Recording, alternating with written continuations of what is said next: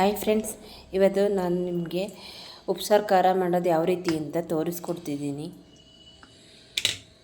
First ಒಂದು ಬಾಣಲಿಗೆ 10ರಿಂದ 15 ಮೆಣಸಿನ್ಕಾಯಿ ಹಾಕ್ಕೊಂಡು ಈ ಥರ ಆಯಲ್ ಹಾಕ್ಕೊಂಡು ಹುರ್ಕೋಬೇಕು. ಹಾಕ್ಕೊಂಡು ಮೆಣಸು, ಜೀರಿಗೆ 1 ಸ್ಪೂನು, ನಿಂಬೆಹಣ್ಣು ಗಾತ್ರದಷ್ಟು ಹುಣಸೆಹಣ್ಣು, ಕಾಯಿ ತುರಿ, ಕೊತ್ತಂಬರಿ ಸೊಪ್ಪು, ಬೆಳ್ಳುಳ್ಳಿ, ಕರಿಬೇವಿನ ಸೊಪ್ಪು ಹಾಕಿದ್ರು ತುಂಬ ಟೇಸ್ಟಾಗಿರುತ್ತೆ. ಮೆಣಸಿನ್ಕಾಯಿ ಹಾಕ್ಕೊಂಡು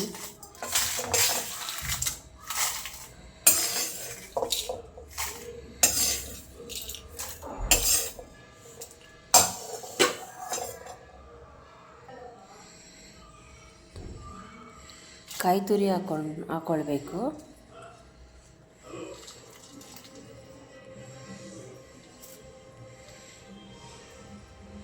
ಹುಣಸೆಹಣ್ಣು,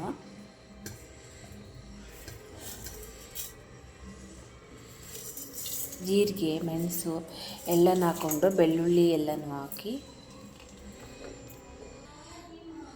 ಕರಿಬೇವಿನ ಸೊಪ್ಪು ಹಾಕೋದ್ರಂತೂ ತುಂಬ ಟೇಸ್ಟಾಗಿರುತ್ತೆ. ಅದರಲ್ಲಂತೂ ತುಂಬ ಟೇಸ್ಟಾಗಿರುತ್ತೆ. ಕೊತ್ತಂಬರಿ ಸೊಪ್ಪು ಎಲ್ಲನೂ ಹಾಕಿ ಚೆಂದಾಗಿ ರುಚಿಗೆ ತಕ್ಕಷ್ಟು ಉಪ್ಪು,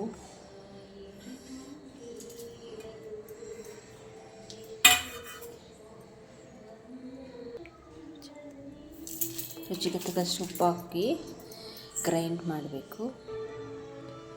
ನೀರು ಹಾಕ್ಕೊಂಡು